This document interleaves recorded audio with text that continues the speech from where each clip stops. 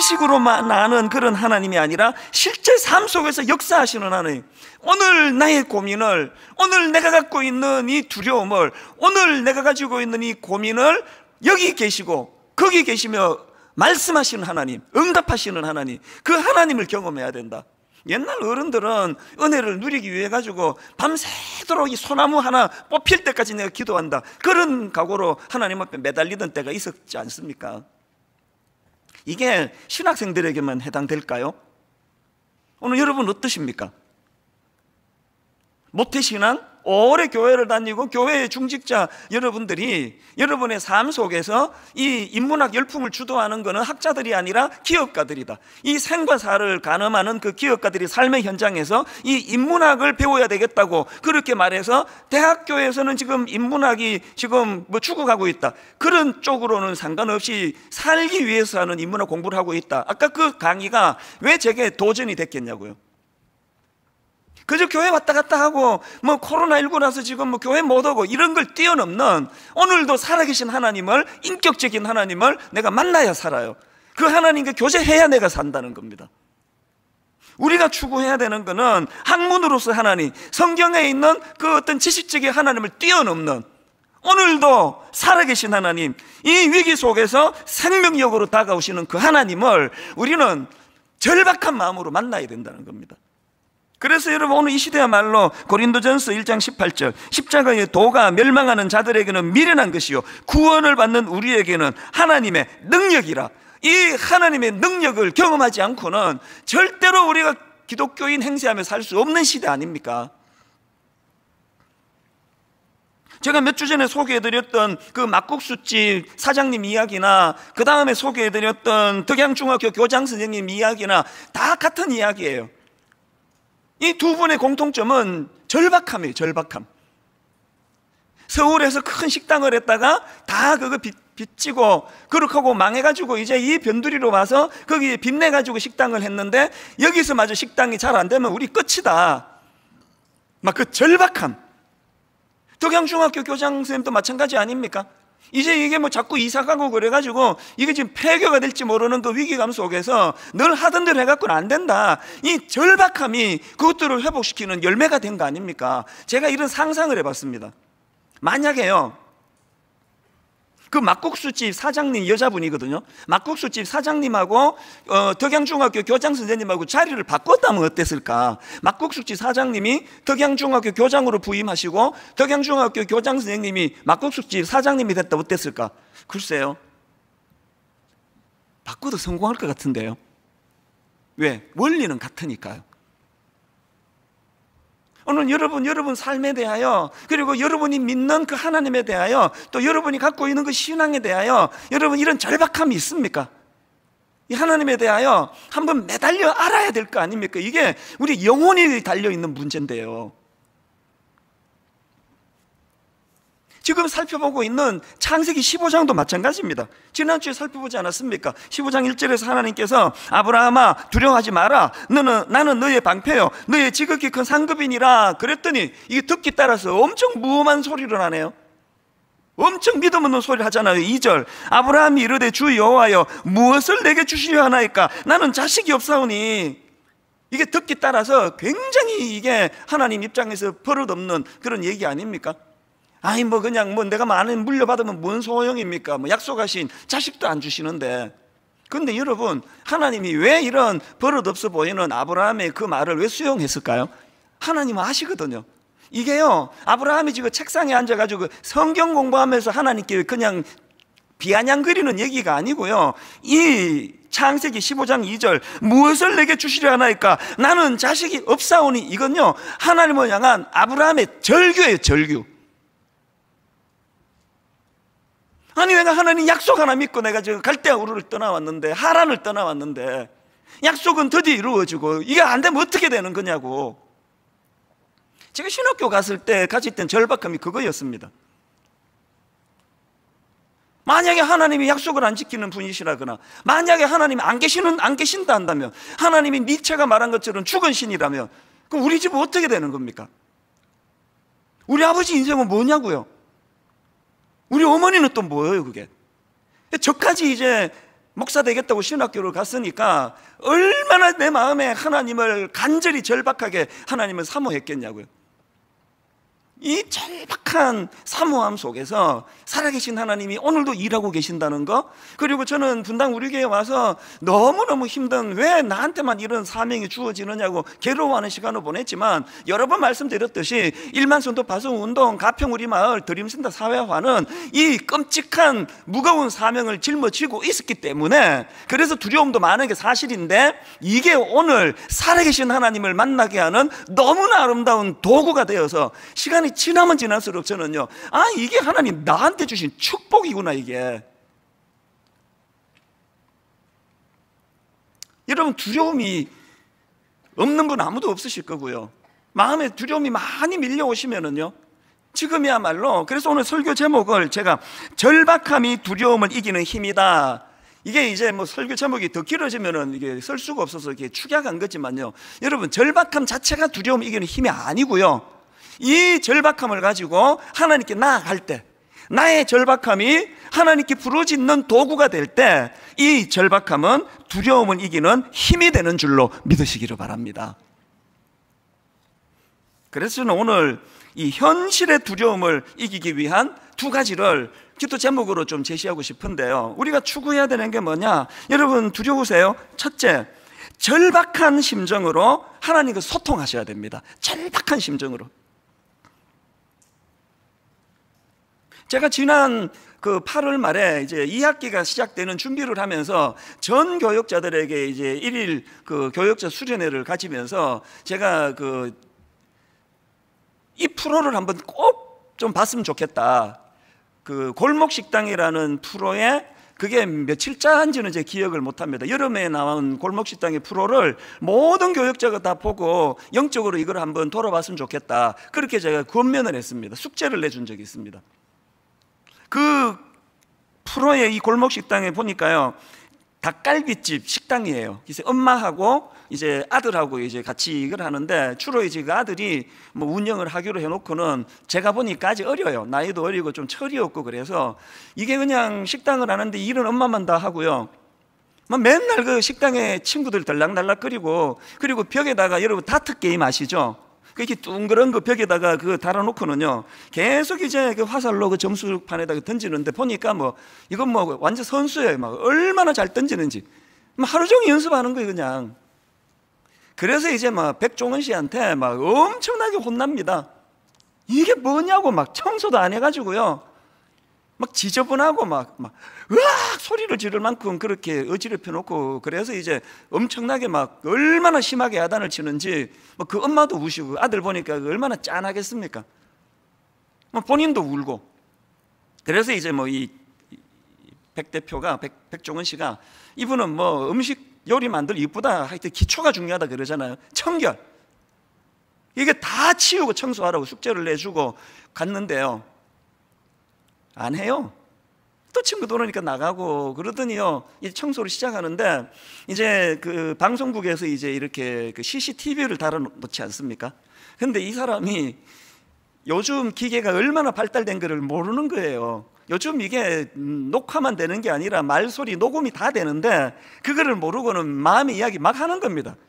이런 얘기를 해요. 주변 사람한테 이제 청소하면서, 지금 카메라가 돌아가고 있어서 카메라 앞에 있는 것만 닦고 있어요. 그런 이야기를 하고요.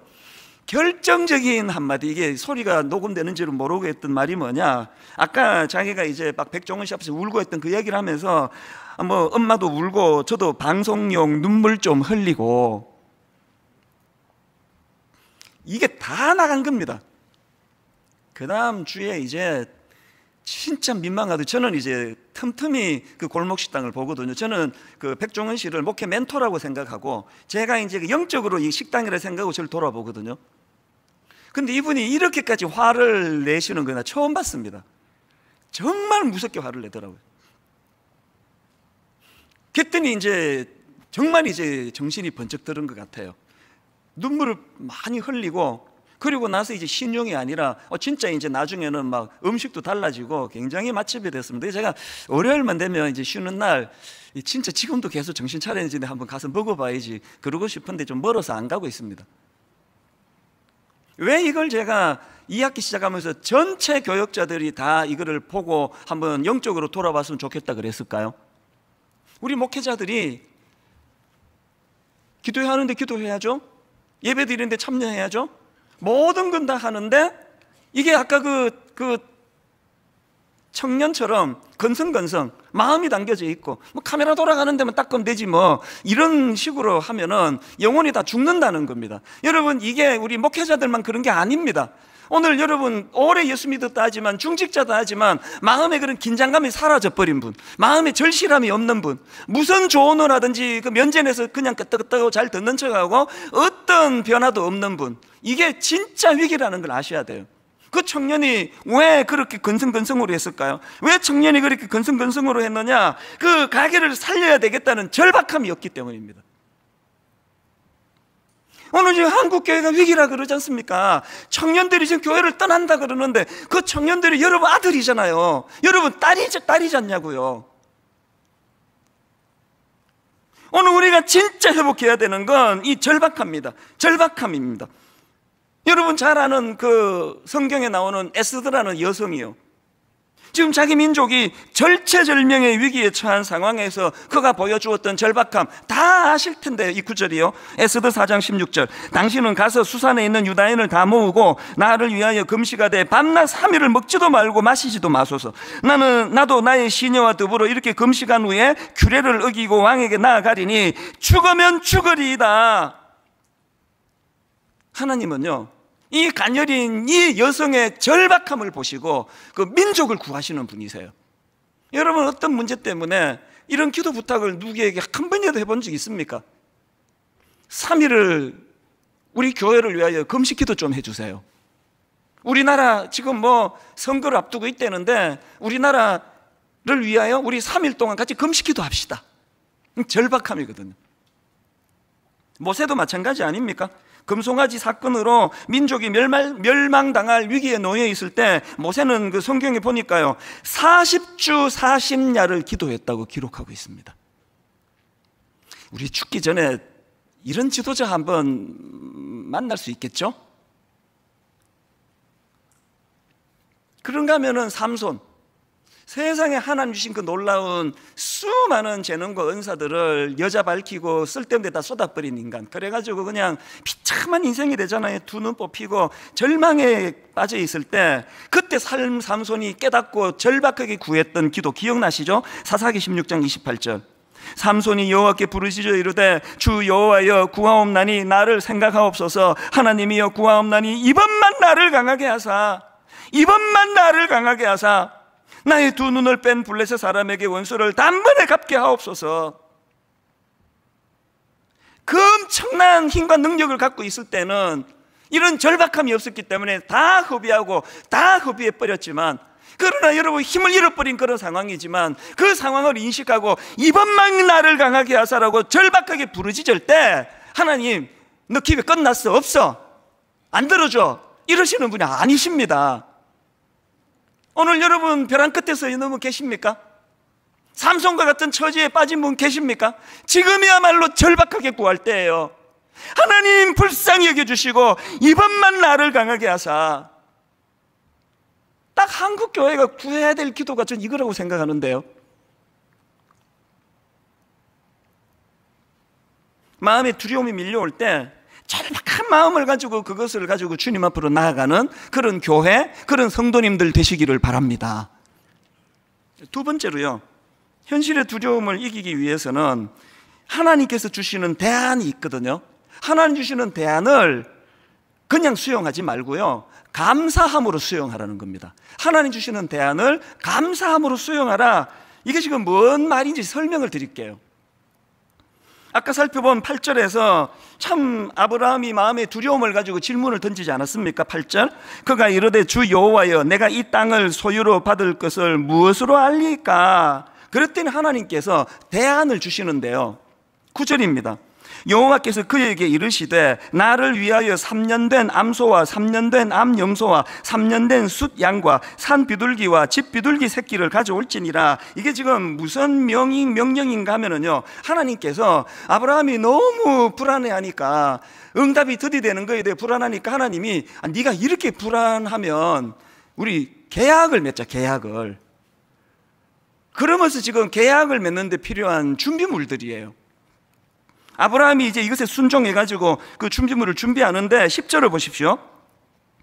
아브라함이 그 모든 것을 가져다가 그 중간을 쪼개고, 이게 중요합니다. 아브라함이 그 모든 것을 가져다가 그 중간을 쪼개고 그 쪼갠 것을 마주대하여 놓고 그 새는 쪼개지 아니하였으며, 이게 지금 아브라함이 그 짐승들을 쪼개는 게 뭘 의미하는가 하면은요, 자료를 보니까 고대 근동 아시아에서 중요한 계약을 맺을 때 짐승을 잡아서 그 반을 쪼갠다는 거예요. 그리고는 그 계약 당사자들이 그 쪼갠 고기 사이를, 짐승 사이를 지나가는 의식을 한다는 거예요. 이게 무슨 의식이냐? 내가 만약에 약속을 안 지키면 이 쪼개진 짐승들처럼 돼도 좋습니다. 그러니까 이런 의미에서 거기를 통과한대요. 이 옛날 사람들이니까 순진한 이런 의식을 했던 것 같아요. 그런데 제가 이 내용과 관련해서 그 총신대 김정우 교수님의 논문을 보니까요, 그 당시 계약 체결 방식이 두 가지 형식이었다는 겁니다.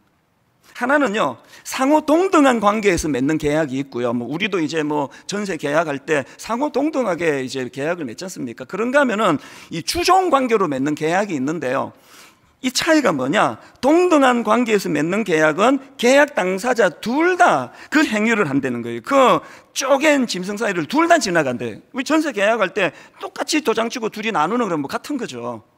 여기에 반해가지고 주종 관계에서 맺는 계약은요, 종만 쪼갠 짐승 사이를 지나가게 돼 있다는 겁니다. 왜 그러는지 짐작이 가는 거 아닙니까? 주인이 왜 지나갑니까? 종을 그 길을 지나가게 함으로 말미암아 내가 이 주인과 맺은 약속을 지키지 않을 때는 저 쪼갠 고기처럼 생명을 잃게 될 것이라는 그런 맹세를 시키기 위해서 그런 계약을 맺는다는 거예요. 제가 이 사실을 알고 창세기 15장을 읽는데요, 전에 없었던 눈물이 여기에 있더라고요. 전에 없었던 감동이 있더라고요. 왜 그런지 설명해 드릴게요. 17절 한번 보십시오. 해가 져서 어두울 때에 연기나는 화로가 보이며 타는 횃불이 쪼갠 고기 사이로 지나더라. 여기 나오는 타는 횃불은 하나님 임재를 상징하는, 지금 누가 지나가고 있습니까? 하나님이 지나가고 계세요. 그리고 이후에 18절부터 제가 눈 씻고 찾아봐도요, 이제 네 차례다, 아브라함이 쪼갠 고기 사이를 지나가는 내용이 없습니다. 뭐가 잘못된 거 아닙니까? 주종 간의 계약을 맺을 때는 종이 지나가야 되는데, 종이 주인에게 내가 약속을 안 지키면 저를 이 쪼갠 짐승처럼 죽여도 좋습니다. 그런데 지금 주인이 지나가고 계세요. 이게 왜 은혜가 될까요? 아브라함이나 저나요, 만약에 하나님께서 이 방식으로 하나님이 먼저 지나가시고 나는 약속 지킬 거야, 그 다음에 너 지나가, 너 약속 안 지키면 어떻게 되는 알지 그랬으면요, 아브라함이나 저나 이거는 죽음의 계약식입니다. 제가 왜 하나님의 대안을 그냥 수용하는 게 아니라 감사함으로 눈물로 수용해라고 강조하는가 하면은, 여러분 지금 막연한 미래에 대한 두려움으로 떨고 있는 아브라함을 위하여 하나님이 이 횃불 언약을 맺어주고 계시는데, 오늘날 이것이 우리에게 왜 감동이 되느냐? 여러분 갈라디아 3장 13절 이 말씀을 잊으시면 안 됩니다. 그리스도께서 우리를 위하여 저주를 받은 바 되사, 그리스도께서 우리를 위하여 저주를 받은 바 되사 율법의 저주에서 우리를 속량하셨으니 기록된 바 나무에 달린 자마다 어떻게 해요? 저주 아래에 있는 자라 하였습니다. 여러분 오늘 본문의 말씀하고 이 십자가가 연결된다는 것이 충격 아니십니까? 하나님께서는 아브라함이 통과돼야 될 그 쪼갠 짐승 사이를 면제해 주시는 대신에 하나님이 가셨어요. 그리고 아브라함을 위시한 우리 인간들이 하나님 앞에 범했던 이 언약, 계약을 파기한 이 행위에 대하여 독생자 예수 그리스도를 통하여 우리를 대신하여 저주의 자리로 가게 하신 사건, 이게 십자가입니다.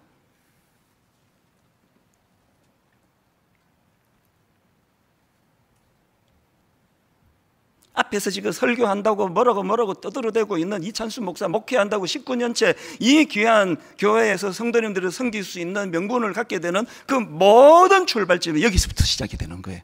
자격 없는 저에게.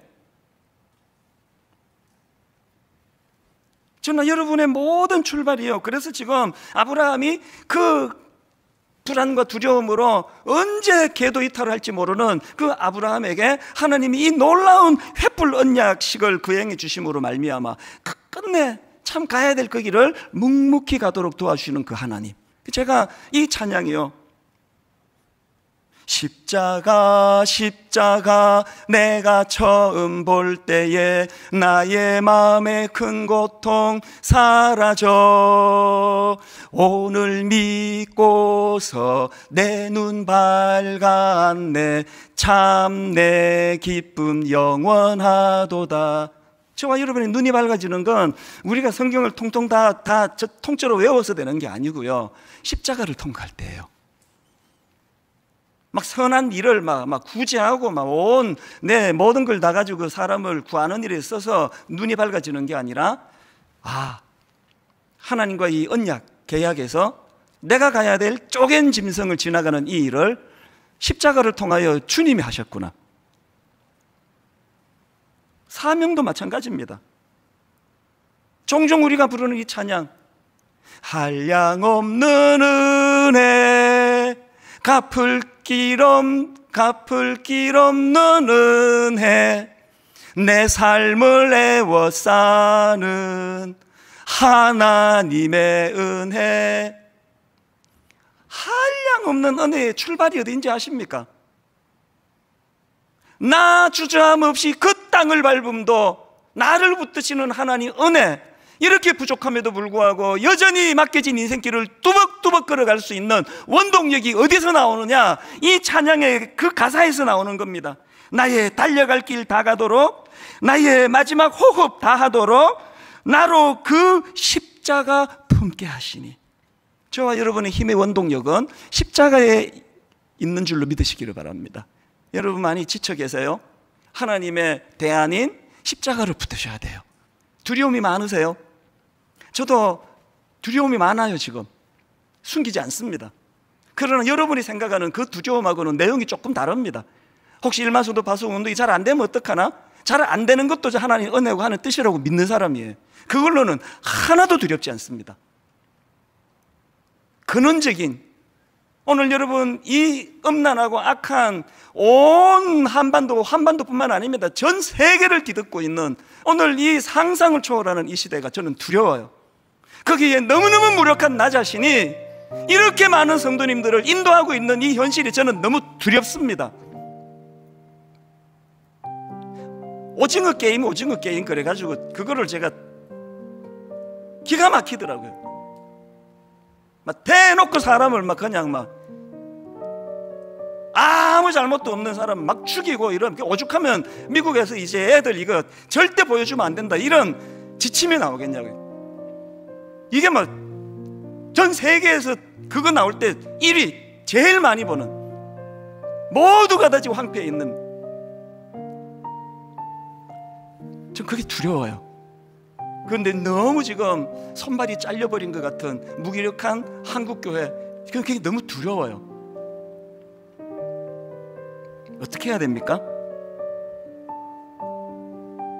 하나님의 대안이 십자가 수용하는데 감사함으로 수용하는 겁니다.